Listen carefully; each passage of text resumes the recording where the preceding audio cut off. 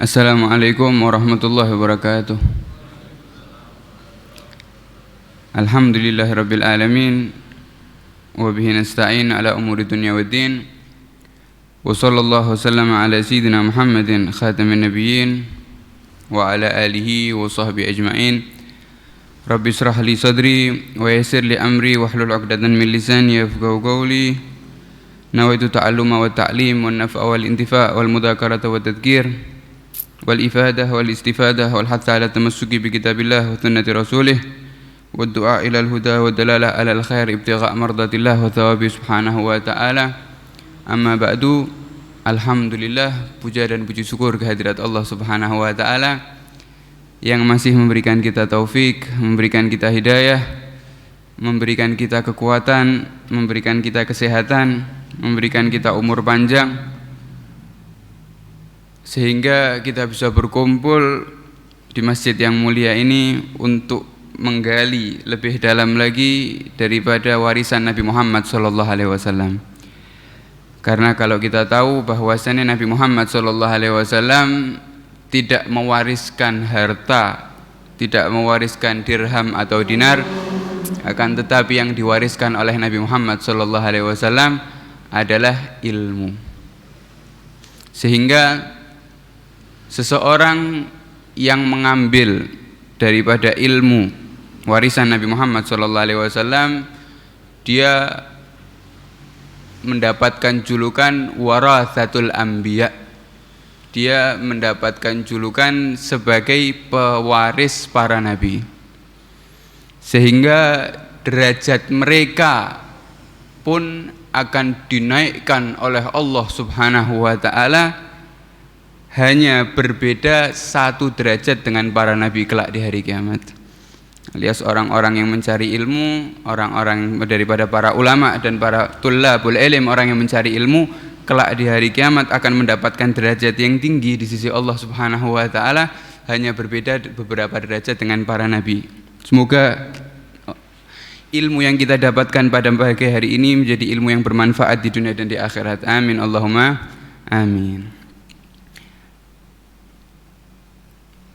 Di dalam kehidupan kita selama di dunia ini membutuhkan yang namanya ilmu. Kalau kita lihat Nabi Muhammad SAW senantiasa mewasiatkan kepada para sahabatnya dan umat-umatnya untuk apa? Untuk senantiasa mencari ilmu. Karena kalau kita lihat bahwasannya keselamatan di dunia khusus bagi orang-orang yang mendapatkan ilmu. Begitu juga keselamatan di akhirat juga khusus juga bagi orang-orang yang mencari ilmu. Bahkan kalau kita lihat Imam Syafi'i radhiyallahu anhu, Imam madhab Syafi'i, beliau mengatakan bahwasannya man arada dunia, siapa yang ingin sukses di dunia maka hendaknya dia mencari ilmu. Wa man aradal akhirah, siapa yang ingin sukses di akhirat maka hendaknya dia mencari ilmu, kata Imam Syafi'i. Dan barang siapa yang ingin sukses di dunia dan di akhirat maka hendaknya juga dia mencari ilmu. Maka tidak ada udzur sama sekali bagi seseorang yang hidup di dunia ini untuk meninggalkan yang namanya ilmu agama. Semoga Allah Subhanahu wa ta'ala senantiasa memberikan kita taufik untuk mencari ilmu di dunia, sehingga kita bisa sukses di dunia dan di akhirat. Amin Allahumma amin. Dan khususnya sekarang kita masih ada di dunia yang mana kita tahu bahwasanya dunia ini tempatnya cobaan, dunia ini tempatnya fitnah, dunia ini tempatnya ujian dari Allah Subhanahu wa ta'ala. Maka orang-orang yang selamat di dunia ini hanya orang-orang yang diberikan oleh Allah Subhanahu wa ta'ala ilmu, sehingga dia bisa mencari jalan keluar, sehingga dia tidak tersesat dari lika-liku dunia ini. Ya, ditambah lagi kalau kita lihat musuh kita selama kita hidup di dunia ini, itu akan menjauhkan kita daripada inti tujuan kita hidup. Kita sudah tahu dan kita sudah sering bahas bahwasanya inti tujuan kita hidup di dunia ini adalah menjadikan diri kita hamba kepada Allah 100%. Orang yang sukses di dunia adalah orang yang sudah menisbatkan, memberikan titel di dalam dirinya, mendapatkan titel sebagai seorang hamba Allah murni, tidak menghamba kepada selain Allah. Ini orang yang sukses. Abdullah, hamba Allah. Bahkan kalau kita lihat Nabi Muhammad SAW sangat berbangga diri ketika diberikan julukan abd atau hamba. Bahkan ketika Nabi Muhammad menerangkan dirinya, Nabi Muhammad senantiasa mengatakan innama ana abdullah, aku ini hamba Allah subhanahu wa ta'ala. Perkataan seperti ini adalah kebanggaan bagi Nabi Muhammad SAW, bisa menjadi hambanya Allah subhanahu wa ta'ala 100%. Bahkan kalau kita lihat ketika Allah subhanahu wa ta'ala mengabadikan kisah Isra dan Mi'raj, kisah Isra di dalam surat Al-Isra, Allah Subhanahu wa taala di situ tidak menyebutkan nama Muhammad. Akan tapi subhanalladzi asra bi 'abdihi. Maha suci Allah Subhanahu wa taala yang telah menjalankan hambanya, abdihi, hamba. Kenapa kok tidak disebutkan nama Muhammad saja, subhanalladzi asra bi Muhammad? Karena memang titel abd adalah titel kebanggaan untuk setiap umat manusia, sehingga seseorang yang bisa 100% dirinya menjadi hamba Allah subhanahu wa ta'ala, ini sebagai kebanggaan dunia dan di akhirat. Sehingga kalau kita sudah mengetahui ini, maka kita juga harus tahu bahwasannya banyak di antara umat manusia ini yang mana mendapatkan suatu ujian sehingga dia gagal untuk mendapatkan titel Abdullah ini, mendapatkan titel hamba Allah ini. Gagalnya karena apa? Di sini ulama mengatakan bahwasannya banyak di antara manusia yang gagal mendapatkan penghambaan diri kepada Allah Subhanahu wa taala karena urusan dunia. Karena masih ada di hatinya bagian untuk dunia, hatinya belum 100% untuk Allah. Karena masih ada ruang di dalam hatinya dunia, sehingga amalan hidupnya mulai daripada bangun tidur sampai tidur lagi itu dibagi, tidak 100% untuk Allah, tapi juga untuk penghambaannya kepada dunia. Maka kita harus tahu bahwasannya Allah Subhanahu wa ta'ala ini punya sifat cemburu. Cemburu Allah Subhanahu wa ta'ala. Cemburu kepada siapa? Cemburu kepada hambanya jika ada di dalam hatinya selain Allah. Kalau kita lihat Nabi Ibrahim alaihi salatu wassalam, Nabi Ibrahim kita tahu para nabi semuanya hatinya untuk Allah Subhanahu wa ta'ala. Tapi di sini Allah ingin menjelaskan kepada Nabi Ibrahim ketika di dalam hatinya terlintas cinta kepada selain Allah. Kalau sudah cinta kepada selain Allah, artinya cintanya bukan karena Allah, itu berarti di dalam hatinya masih ada bagian penghambaan kepada selain Allah. Nabi Ibrahim ketika itu terlintas di dalam hatinya, ini lihat bagaimana tarbiyahnya Allah Subhanahu wa ta'ala, bagaimana didikannya Allah Subhanahu wa ta'ala kepada nabinya. Ketika terlintas di dalam hatinya Nabi Ibrahim ada tempat sedikit untuk anaknya. Ketika itu Nabi Ibrahim sudah bertahun-tahun tidak memiliki keturunan, kemudian diberi oleh Allah Subhanahu wa ta'ala keturunan Nabi Ismail, sehingga di dalam hatinya mulai terbagi, mulai terkikis sedikit cinta sama anaknya. Cintanya bukan karena Allah, tapi karena manusiawi atau karena syahwat.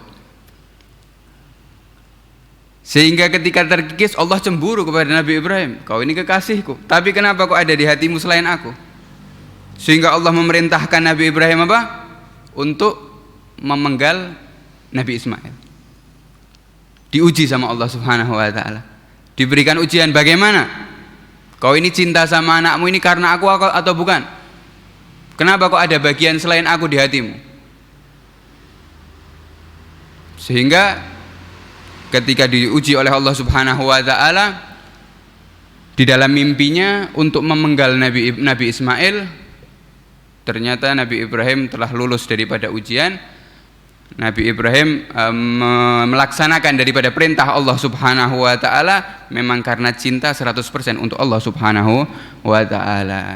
Maka mendapatkan julukan Khalilullah, kekasih Allah Subhanahu wa taala, orang-orang yang lulus daripada ujian cinta kepada Allah Subhanahu wa taala. Maka kita daripada seorang hamba sebagai hambanya Allah Subhanahu wa taala juga hendaknya fokus kepada hati kita untuk menjadi hamba Allah Subhanahu wa taala sepenuhnya. Di sini para ulama mengatakan banyak di antara manusia ini yang mana sampai mereka lupa ibadah, sampai mereka mengikis daripada waktu ibadahnya karena urusan dunianya. Maka ulama memberikan kita kunci agar kalian ini tidak menjadi hambanya dunia, akan tetapi fokus 100% menjadi hamba Allah Subhanahu wa taala. Maka kalian harus memiliki sifat yang namanya zuhud. Apa?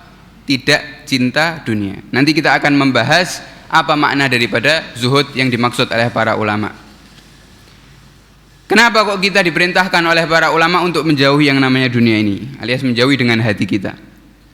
Kenapa kok kita diajarkan oleh para ulama untuk menghilangkan daripada bagian-bagian dunia yang ada di hati kita untuk Allah Subhanahu wa taala? Yang pertama, litastaqim laka al ibadah, agar ibadah kita lancar dan semakin banyak.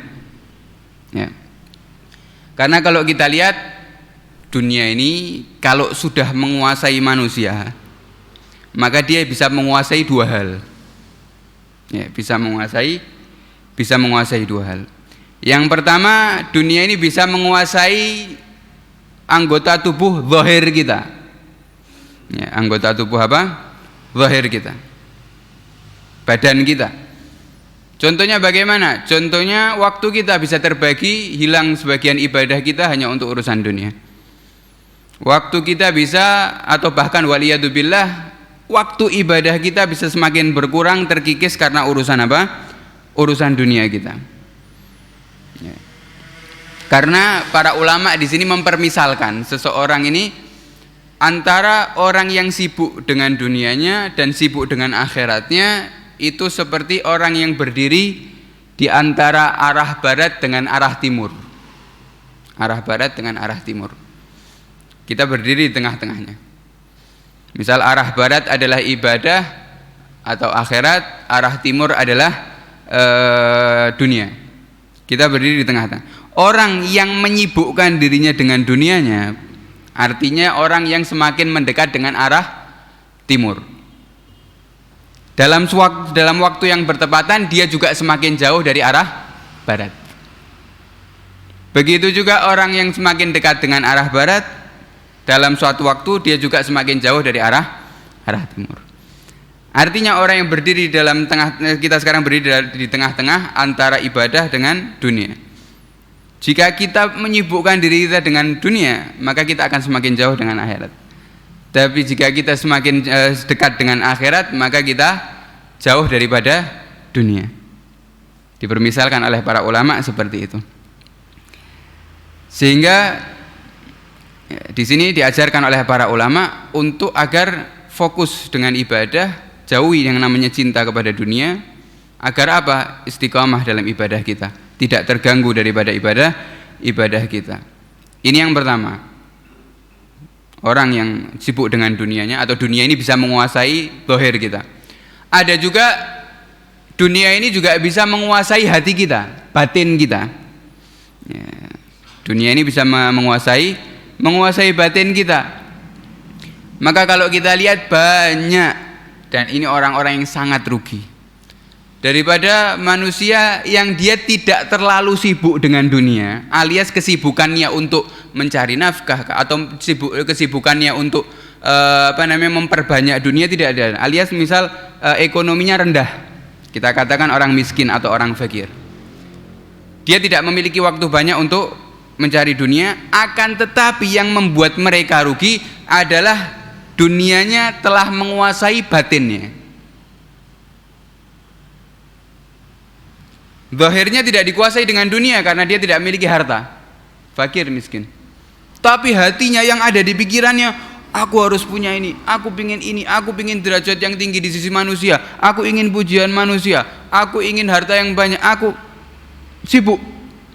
Hatinya sibuk dengan dunia. Ini orang yang paling rugi di antara dua perkara tadi. Perkara yang pertama, tubuhnya disibukkan dengan dunia dan itu efeknya akan mengurangi ibadah dan istiqomah kita. Yang kedua, hatinya dikuasai dengan dunia, wal iyadzubillah, ini lebih parah. Kenapa? Karena orang yang sudah masuk dengan di dalam hatinya cinta kepada dunia, maka mau tidak mau cinta kepada akhiratnya akan rusak. Cinta kepada akhiratnya akan rusak. Telah dijelaskan sama Nabi Muhammad SAW, man ahabbad dunya, orang yang hatinya sudah dikuasai dengan cinta dunia, kata Nabi Muhammad, adarra akhiratahu, maka dia akan merusak amal akhiratnya. Ini yang bilang Nabi Muhammad.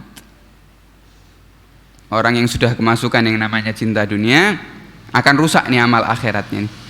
Wa man ahabba akhiratahu, dan orang yang sudah terisi hatinya cinta akhirat, maka cinta dunia dalam hatinya akan rusak, akan terkikis. Kemudian Nabi Muhammad di akhir hadis ini memberikan kita tawaran, pilihan, karena yang bisa menentukan hanya diri kita sendiri. Fa'athiru ma yabqa ala ma yafna, maka hendaknya kalian ini memilih sesuatu yang kekal daripada sesuatu yang fana. Kalau kita fokus umur kita berapa sih? Umur kita ini misal Nabi Muhammad dikatakan umatnya Nabi Muhammad hanya 60, 70, 80 tahun. 60, 70, 80 tahun, berapa waktu kita pakai untuk cinta dunia, fokus dalam urusan dunia? Sehari berapa jam kita pakai fokus untuk urusan dunia, dan sehari berapa jam kita pakai fokus untuk urusan akhirat? Bahkan kalau kita lihat Imam Ghazali pernah mengatakan, pernah menghitung bahwasannya kita ini hidup di dunia satu hari 24 jam. Satu hari 24 jam kita tidur saja. Tidur saja sehari berapa jam? Sehari sampai 6, 7, 8 jam. Katakan 8 jam kita tidur satu hari. Tapi satu hari sudah sepertiga hari kita pakai buat tidur. Kalau sehari 8 jam berarti 60 tahun di total, tidur kita 20 tahun. Umur kita 60 tahun, 20 tahun kita pakai untuk apa? Hanya untuk tidur itu. Tapi sudah 60 tahun berarti kita umurnya cuma 40 tahun yang hidup. 40 tahun urusan, belum itu urusan maksiat kita, belum itu urusan dunia kita, belum itu urusan yang lain-lain, ibadah kita di mana? Sehingga Nabi Muhammad mengatakan, ayo mulai kita fokuskan waktu kita untuk sesuatu yang kekal daripada untuk sesuatu yang fana. Karena sesibuk apapun kita di dalam dunia kita, ketika datang ajal kita, selesai. Mau banyak harta kita, mau sebanyak apapun, setinggi apapun derajat kita di sisi manusia, mati, selesai. Tapi kalau orang yang sibuk dengan akhirat, apakah ketika dia mati selesai? Tidak, ketika dia mati baru dimulai. Baru dia akan merasakan kenikmatan ketika dia sibuk dengan akhiratnya. Ini yang pertama. Kenapa kita disuruh fokus untuk cinta akhirat dan menghapus cinta dunia dalam hati kita, agar ibadah kita fokus lancar. Dunia tidak menguasai zahir kita, dunia juga tidak menguasai hati kita. Kemudian yang kedua, kita diperintahkan oleh para ulama untuk fokus cinta dengan akhirat, tidak untuk cinta dunia. Karena apa? Untuk meningkatkan kualitas ibadah kita. Ya, orang yang beribadah, ada dua orang masuk ke masjid, dua-duanya sholat 2 rakaat, sama sholatnya. Bacaannya sama, surat Al-Fatihah, kemudian surat pendek, sama 2 rakaat, waktunya juga sama. Tapi di mata Allah Subhanahu wa ta'ala pahalanya bisa beda. Ada orang masukkan ke kotak amal, yang satu masukkan 100.000, yang satu masukkan juga 100.000. Nominalnya sama, mata uangnya sama, tapi di mata Allah bisa beda. Tergantung kualitas dia beribadah kepada Allah Subhanahu wa ta'ala. Dan kata para ulama, kualitas tersebut, kualitas ibadah kita akan semakin meningkat, sehingga Banyak di antara orang yang cuma sedekah 2.000, tapi pahalanya bisa melebihi orang-orang yang sedekah 100.000 bahkan jutaan. Dan ini telah dijelaskan oleh Nabi Muhammad SAW, perbandingan ibadahnya para sahabat Nabi Muhammad SAW dengan ibadah orang-orang selainnya. Nabi Muhammad mengatakan bahwasanya seandainya kalian bersedekah 2 gunung emas, kata Nabi Muhammad, dibandingkan sedekahnya sahabatku cuman 1 mud, 1 genggam gandum, maka jika ditimbang oleh Allah pahalanya akan lebih besar sedekahnya para sahabatku 1 genggam apa? Gandum. 2 gunung emas dibandingkan 1 genggam gandum, pahalanya lebih besar. Kenapa? Karena mereka para sahabat fokus apa? Meningkatkan kualitas ibadahnya, sehingga umurnya sekian-sekian tahun akan tapi amal ibadahnya luar biasa, pahalanya luar biasa. Kenapa? Yang difokuskan adalah kualitas ibadah. Caranya bagaimana meningkatkan kualitas ibadah? Singkirkan dalam hati kita cinta dunia. Karena sungguh diriwayatkan oleh Nabi Muhammad SAW, Nabi Muhammad pernah bersabda dalam hadisnya, rakaatan, 2 rakaat, kata Nabi Muhammad, min rajulin zahid, 2 rakaat yang dilaksanakan dari seorang laki-laki yang zuhud, seorang manusia yang zuhud, tidak cinta dunia. Kata Nabi Muhammad, 2 rakaat yang dilakukan oleh seorang yang di hatinya tidak ada cinta dunia bersih, khairun, lebih afdal, wa ahab, lebih dicintai oleh Allah Subhanahu wa taala daripada ibadahnya orang yang ahli ibadah abadan sarmadan. Lebih dicintai dan lebih afdal ya daripada ibadahnya seseorang yang ahli ibadah. Berapa lama? Seumur hidupnya. Ada orang umur 80 tahun, mulai daripada akil balik ibadah sampai mati ibadah, dibandingkan sama 2 rakaat orang yang hatinya bersih daripada penghambaan selain Allah, dibandingkan 2 rakaat dari orang-orang yang tidak pernah iltifat dari dunia, fokus sama Allah Subhanahu wa taala, abid, hamba Allah Subhanahu wa taala. Apa kata Nabi Muhammad? 2 rakaat lebih afdal. 2 rakaat tadi lebih afdal. Kenapa? Kualitasnya berbeda. Kualitasnya berbeda. Maka kita yang sudah tahu bahwasanya tujuan kita di dunia ini ibadah. Wa ma khalaqtul jinna wal insa illa liya'budun. Aku tidak menciptakan manusia dan jin kecuali untuk menghamba kepada Aku, kata Allah Subhanahu wa taala. Maka kalau kita sudah tahu tujuan hidup kita, kita lebih fokus dengan untuk meningkatkan daripada kualitas ibadah kita. Umur kita sedikit. Kan tapi jika kita pakai untuk meningkatkan kualitas ibadah kita, tidak akan rugi kita, walaupun umur kita tinggal 1 tahun, 2 tahun, 3 tahun lagi, kita bisa menyampai derajat yang sangat tinggi di sisi Allah Subhanahu wa taala. Al ibrah liman sadak la liman sabak. Kemudian di sini setelah kita mendengarkan daripada nasihat-nasihat tersebut, kita akan bertanya bahwasanya kemudian apa sih arti zuhud ini? Apa sih arti tidak cinta dunia ini? Ya, kita mungkin belum paham 100%. Maka di sini ulama menjelaskan bahwasannya banyak para ulama ini menjelaskan arti kalimat zuhud, kalimat tidak cinta dunia. Apa sih artinya? Di sini ada 3 pendapat daripada ulama. Kemudian nanti kita akan membahas pendapat yang paling afdal. Pendapat yang pertama, para ulama mengatakan bahwasannya orang yang zuhud adalah orang yang meninggalkan untuk meminta sesuatu yang tidak ada. Itu berarti dia zuhud. Yang kita punya kita nikmati, kita syukuri. Yang tidak ada kita tidak minta. Derajat tinggi sekali. Ini orang yang zuhud. Ini pendapat pertama. Kemudian yang pendapat yang kedua, orang yang zuhud adalah orang yang tidak mengumpulkan hartanya untuk hari esok. Alias ketika hartanya berkumpul dia bagikan. Hartanya berkumpul dia bagikan. Hartanya berkumpul dia bagikan. Ini pendapat yang kedua. Kemudian pendapat yang ketiga, orang yang zuhud adalah orang yang meninggalkan untuk ingin mendapatkan lebih banyak atau ingin mendapatkan dunia. Artinya yang dia dapat dia terima, tapi untuk ingin mendapatkan tersebut tidak ada.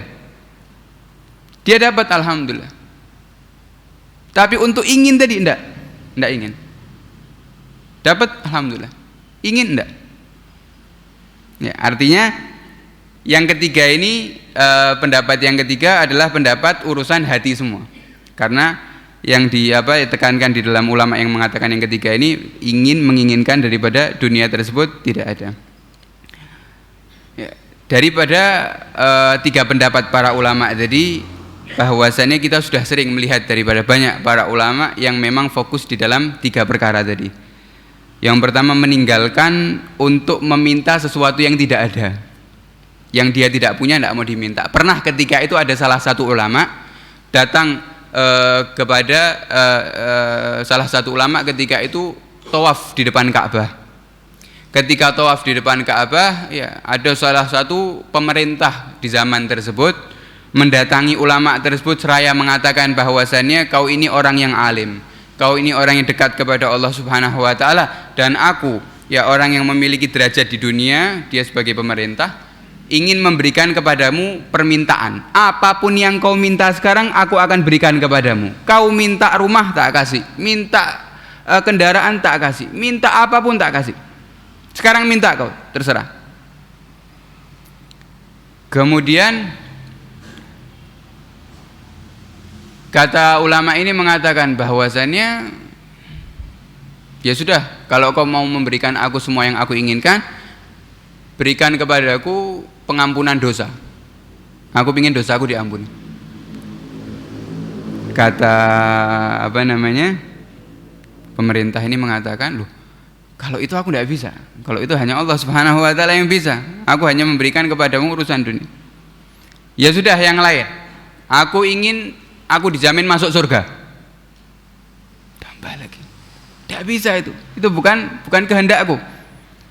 Kemudian terakhir ulama ini mengatakan, aku saja ketika meminta kepada Allah Subhanahu wa taala tidak pernah minta urusan dunia, kok aku mau minta sama kau urusan dunia? Kepada pemilik dunia aku tidak pernah meminta dunia, kok aku kepada hamba saja aku meminta dunia. Ini daripada orang-orang yang telah disucikan, diberi taufik oleh Allah Subhanahu wa taala, hatinya bersih daripada iltifat kepada duniawi. Kemudian tafriqul majmu', banyak daripada para ulama kalau kita lihat bahkan di zaman sekarang, yang mana mereka ketika berkumpul hartanya sedikit kemudian dibagikan kepada tetangga-tetangganya. Ketika hartanya berkumpul sedikit langsung dibagikan kepada orang-orang sekitarnya. Ya, bahkan daripada para ulama yang kita temui, salah satunya mereka ada yang mana setiap malamnya memerintahkan kepada muridnya itu, lihat yang ada di kulkas keluarkan semua buat tetangga-tetangga kita. Jangan sampai kita satu malam ada makanan-makanan yang tinggal di kulkas. Bahkan ada salah satu ulama Hadramut, beliau mengatakan dulu ini sebelum adanya kulkas ini, kita ini kalau makan, selesai makan masih ada sisa, kita bagikan. Baru ada datangnya kulkas, akhirnya kita simpan.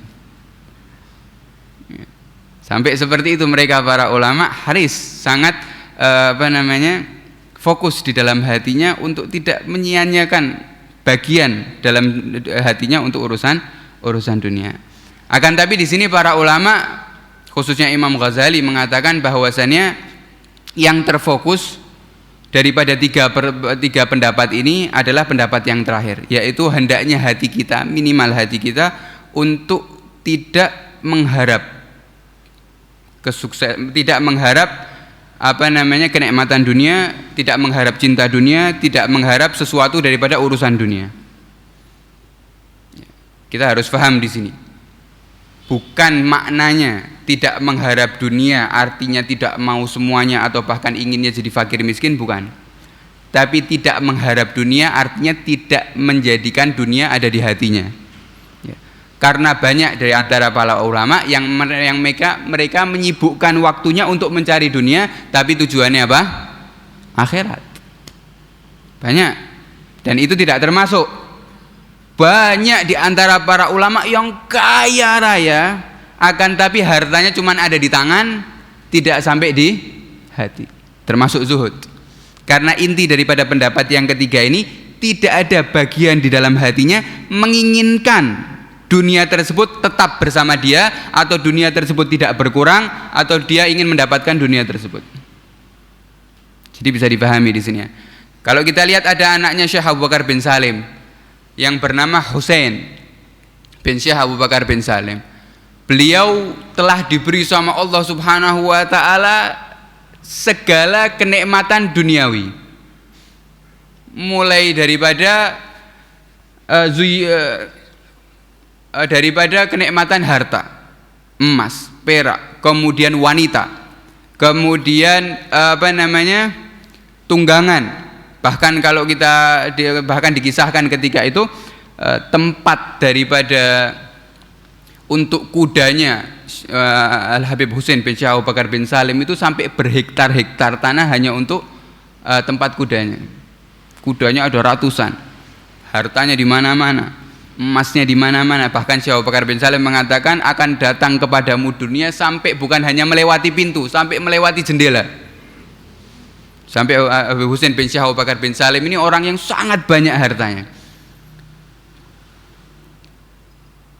Sampai beliau pernah mengatakan bahwasanya seandainya aku menjual kurma Hadramut, ya, kurma Hadramut ini kualitasnya rendah kalau dibandingkan kurma yang ada di Irak sana.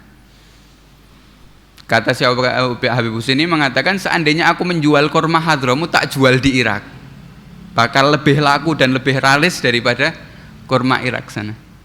Kenapa? Karena memang rezekinya sudah dibagi oleh Allah, mendapatkan rezeki yang sangat banyak. Bersama itu semua beliau pernah mengatakan seandainya, demi Allah beliau bersumpah, seandainya jika hartaku ini semuanya hilang dalam satu kedipan mata, maka tidak akan bergetar dalam hatiku atau tubuhku, bahkan satu helai rambutku tidak akan bergerak karena takut kehilangan tersebut. Habib Husain bin Syekh Abu Bakar bin Salim. Mereka hartanya banyak, akan tetapi tidak ada bagian sedikit pun dalam hatinya. Artinya intinya semuanya untuk Allah Subhanahu wa taala dan untuk akhiratnya. Ya, maka di sini inti daripada pembahasan apa arti zuhud? Zuhud adalah meninggalkan bagian daripada keinginan untuk mendapatkan dunia dalam hati, atau untuk dunia tetap bersama dia di dalam hati.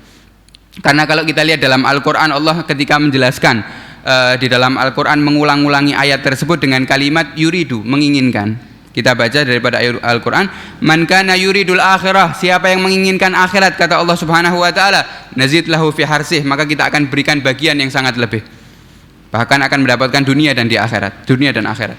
Wa man kana yuridul harta dunia. Nah, di sini Allah mengatakan pakai yuridu, siapa yang ingin dunia. Kemudian di ayat lain juga mengatakan man kana yuridul ajilah, siapa yang menginginkan kehidupan dunia. Artinya di sini banyak diulang-ulangi ayat yang menunjukkan bahwasannya orang yang buruk ya adalah orang yang ingin tadi. Artinya orang yang ingin berarti mendapatkan ada di dalam hatinya bagian yang telah dikuasai oleh dunia. Ketika dia sudah hatinya sudah ada bagian daripada urusan dunia, yang ada dalam pikiran mereka akan sumpek, akan bingung, akan was-was, akan sedih. Ya, orang kalau sudah fokus sama dunianya akan sulit tidur. Yang ada di pikiran, oh bagaimana hartaku yang di sini? Bagaimana kalau gini? Bagaimana kalau turun? Bagaimana kalau naik? Bagaimana kalau hilang? Bagaimana kalau bingung? Akan hilang daripada fokus kepada Allah Subhanahu wa taala. Berbeda sama seseorang yang dunia hanya di tangannya. Kemudian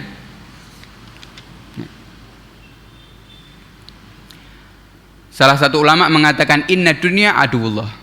Dunia ini adalah musuhnya Allah Subhanahu wa taala. Wa anta tuhibbuhu, dan kamu cinta kepada dunia. Wa man ahabba ahadan abghada aduwahu. Maaf.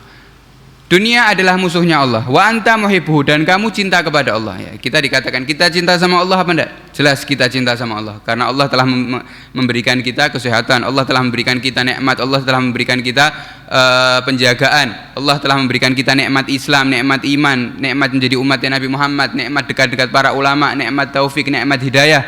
Kita cinta sama Allah Subhanahu wa taala. Sedangkan dunia adalah musuh Allah. Logikanya, ketika seseorang mencintai, ya, kita mencintai seseorang, maka logikanya kita juga akan membenci musuhnya. Kita cinta sama si fulan, kita cinta sama si A, kemudian ada si B benci sama si A, kita juga akan ikut benci. Karena semua yang membenci kekasih kita, kita juga harus benci.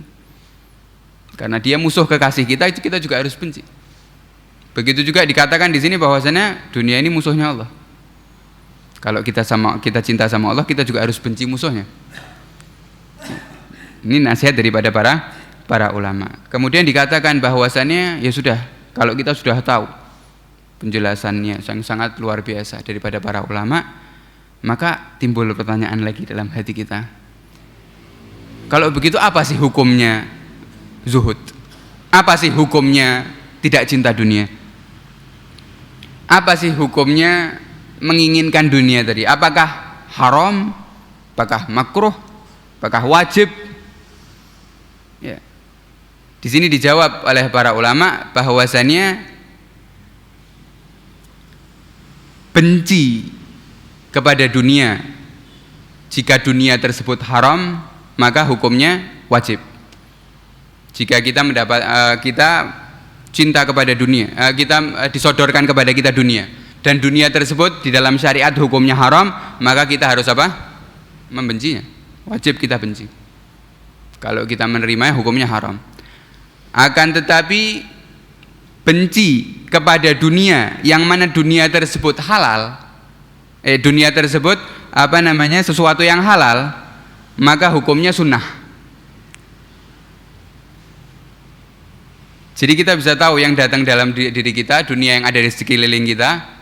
Jika dunia tersebut berbentuk sesuatu yang haram, maka hukumnya kita wajib membencinya. Jangan sampai ada bagian dalam hati kita. Tapi kalau dunia tersebut halal, maka hukumnya sunnah kita membencinya. Sunnah jangan sampai ada di dalam hati kita bagian tersebut. Di hati kita maksudnya. Kenapa kok seperti itu? Kenapa kok yang jelas dunia yang halal kok kita sunnah membencinya? Karena ulama sudah menjelaskan, bahkan Nabi Muhammad telah menjelaskan bahwasanya dunia ini halalnya saja hisab dan haramnya adab. Halalnya dunia, kita mendapatkan dunia banyak dan semuanya halal akan dihisab sama Allah Subhanahu wa taala. Wala tus'alunna yauma idzin anin naim. Dan kalian, kata Allah Subhanahu wa taala, akan dipertanggungjawabkan semua yang kalian dapatkan daripada kenikmatan. Semuanya hisab yang halal. Kalau yang haram bukan hisab lagi, azab. Bahkan kalau kita lihat di tafsir wala tus'aluna yauma idzin anin naim, mengatakan nikmat tersebut walaupun nikmatnya kecil. Seperti apa? Seperti kita minum air es. Kita minum air es gimana? Oh, nikmat sekali, dingin. Aduh. Nikmat tersebut akan ditanyakan sama Allah Subhanahu wa taala. Aku kasih kau nikmat tersebut. Kau pakai buat apa? Kau dapat dari mana? Untuk apa? Pertanyaan tersebut dari Allah Subhanahu wa taala. Kalau nikmat kecil itu, bagaimana nikmat kesehatan kita? Bagaimana nikmat mata kita, nikmat lisan kita, nikmat telinga kita, nikmat hubungan kita dengan manusia, nikmat-nikmat yang lain. Wala tus'alunna yauma idzin anin naim. Sedangkan doanya para ulama, doanya para orang-orang yang soleh agar masuk surga tanpa hisab. Bagaimana diri kita sodorkan diri kita untuk menggapai dunia yang halal tadi, agar kita mendapatkan hisab tadi. Hisab. Dan hisabnya orang tersebut semakin banyak yang dia dihisab akan semakin lama atau semakin menunda dia untuk masuk surga. Jadi cukup untuk renungan kepada kita. Dunia ini halalnya hisab, haramnya azab. Halalnya hisab dan haramnya pun juga azab. Sehingga ini yang membuat para ulama untuk meninggalkan dunia walaupun yang halal. Walaupun yang halal dia tinggalkan, dia tidak perbanyak daripada sesuatu yang halal, agar apa? Takut dihisab sama Allah Subhanahu wa ta'ala, takut menunda dia masuk surga. Haram muhadab. Ya, kalau dia mendapatkan daripada dan mengeluarkannya untuk Allah dan semua dia bisa menjawab daripada hisab tersebut. Kalau dia tidak bisa menjawab hisabnya, waliyadzubillah, bisa berubah daripada azab. Semoga Allah Subhanahu wa taala memasukkan kita surga tanpa hisab. Amin Allahumma amin. Kemudian agar kita bisa lebih paham lagi, ya. Kita sering dengar, tadi kita sudah kisahkan beberapa ulama ini banyak yang meninggalkan dunia. Tapi realitanya kita sendiri ini tidak bisa, sulit. Pasti kita butuh, pasti kita menginginkan, pasti kita mencarinya. Terus apa sih yang ada di pikiran para ulama ini? Kok bisa mereka itu sampai seperti itu? Kok bisa mereka ini sampai menolak bahkan suatu yang halal? Kok bisa mereka ini sampai bersih dalam dirinya dan hatinya ini pikiran daripada urusan dunia? Di sini dijelaskan bahwasannya mereka para ulama ini, cara pandangnya para ulama dipermisalkan ketika ulama mendapatkan dunia sesuatu yang halal. Itu permisalannya seperti ada penjual roti. Ini kita permisalkan kepada diri kita. Sampean nemui penjual roti. Ketika penjual roti tersebut menghiasi rotinya dengan sesuatu yang bagus, hiasi. Rotinya dimasak dengan sesuatu yang indah, dihiasi. Pakai meses, pakai gula dan yang lainnya. Kelihatannya bagus, indah sekali. Menarik, seakan-akan lezat daripada roti tersebut. Kemudian kalian dari jauh melihat bahwasannya ternyata penjual roti tersebut merobek rotinya, kemudian membuka rotinya dan meludahi rotinya dengan ludahnya, kemudian ditutup dan dihiasi. Kita yang tahu akan membelinya apa enggak? Mau beli apa enggak? Loh, ini bagus banget, kelihatannya ada mesesnya, ada ininya. Tapi kita tahu bahwasannya sudah apa? Sudah diludahi. Pasti kita akan menolak. Loh, ini halal, jelas ludahnya manusia bukan najis. Mau apa enggak? Enggak mau. Loh, ini halal. Mau apa enggak? Enggak mau. Kenapa? Jijik, sudah diludahi, kotor. Nah, begitu juga pandangannya para ulama kepada dunia yang halal. Seakan-akan melihat roti yang sudah diludahi. Enggak mau. Kenapa? Walaupun aku mau, nanti aku dihisab sama Allah Subhanahu wa ta'ala. Itu yang halal. Kemudian pandangannya para ulama kepada dunia yang haram itu seperti sama tadi penjual roti, akan tetapi ya bukan diludahi, akan tetapi diberi racun sama penjual ini. Ditutup. Dikasih racun. Kemudian ditaburi. Ini roti mahal, ini roti enak, laris, tapi ada racunnya. Kita tahu, orang-orang enggak tahu. Gimana kita mau beli apa enggak? Enggak mau. Dikasih mau apa enggak? Enggak mau. Kenapa? Racun. Begitu juga pandangannya para ulama kepada dunia yang haram. Walaupun nikmat, walaupun enak di dunia, tapi bakal merusak tubuh kita. Walaupun enak, bakal akan merusak hubungan kita kepada Allah Subhanahu wa taala. Waliyadzubillah, bisa masuk neraka. Ini pandangannya para ulama terhadap dunia yang halal dan yang haram.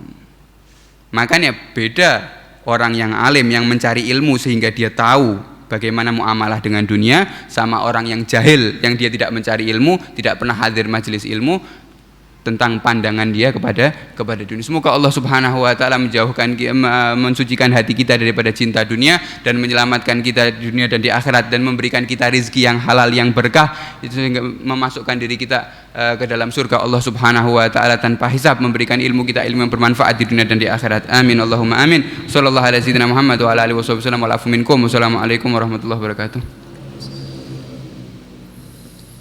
اللهم صل وسلم على سيدنا محمد وعلى آل سيدنا محمد. قد كفني علم ربي من سؤالي واخدياني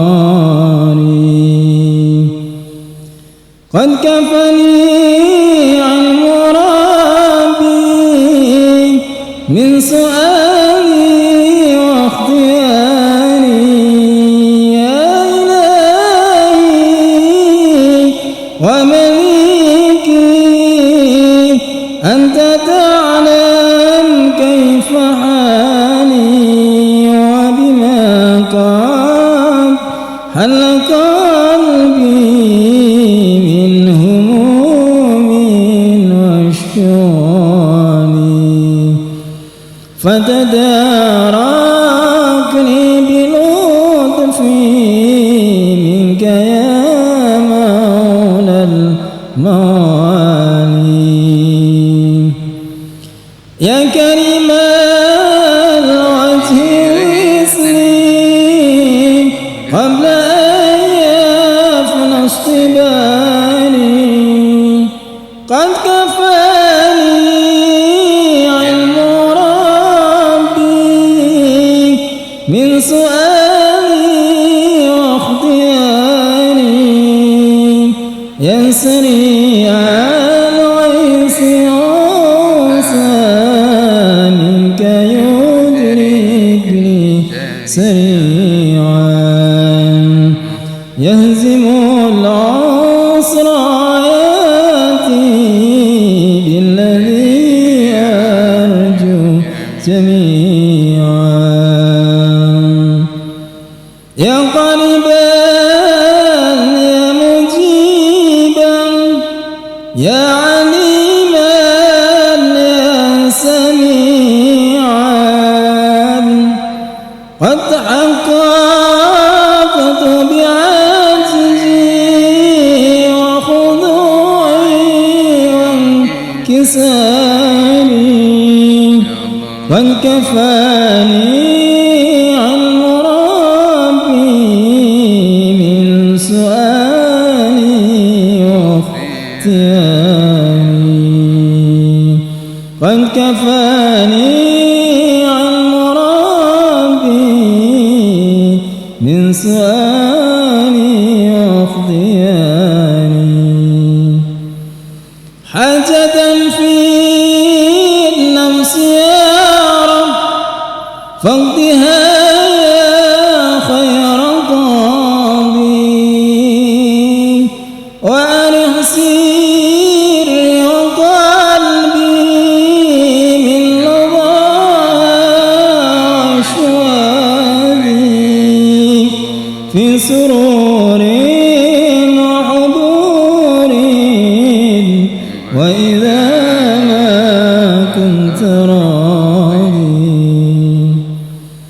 فالهنا والبسط حالي وشعاري وانكساري قد كفاني علم ربي من سؤالي واختياري اللهم صل وسلم وبارك عليه وعلى آله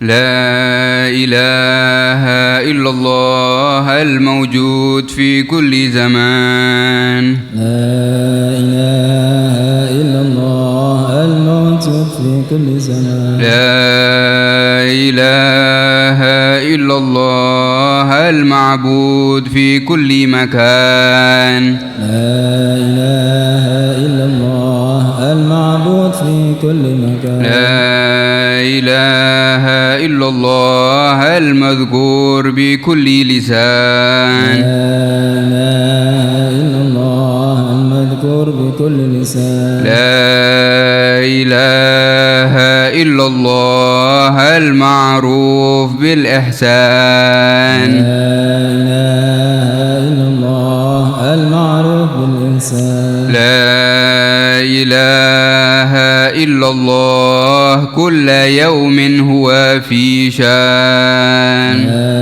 إله إلا الله كل يوم هو في شان لا إله إلا الله الأمان الأمان من زوال الإيمان لا إله إلا الله الأمان الأمان من زوال الإيمان ومن فتنة الشيطان يا قديم الإحسان كم لك علينا من إحسان إحسانك القديم يا حنان يا منان يا رحيم يا رحمن يا غفور يا غفار اغفر لنا وارحمنا وأنت خير الراحمين وصلى الله على سيدنا محمد وعلى آله وصحبه وسلم. بسم الله الرحمن الرحيم. ربنا انفعنا بما علمتنا. ربي علمنا الذي ينفعنا. ربي فقهنا وفقه لنا وقرابة لنا في ديننا مع القدر أنثى وذكر. ربي وفقنا ووفقهم لما ترتضي قولا وفعلا كرما وارزق الكل حلالا دائما وخلا أنت يا علما نهضى بالخير ونخفى كل شر. ربنا واصلح لنا كل شؤون وأقر بالرضا منك العيون واقضي عنا ربنا كل الديون قبل أن تأتينا رسل المنون واغفر استرعاء أكرم من ستر. وصلاة الله على المصطفى من إلى الحق دعانا والوفاء بكتابه به للناس شفاء وعلى الكرام الشرفاء وعلى الصابر الصادق الغرار. اللهم اهدنا بهداك واجعلنا ممن يسارع في رضاك ولا تولينا وليا سواك ولا تجعلنا ممن خالف أمرك وعصاك. حسبنا الله ونعم الوكيل ولا حول ولا قوة إلا بالله العلي العظيم. وصلى الله على سيدنا محمد وعلى آله وصحبه وسلم. الحمد لله رب العالمين. قبل الله منكم.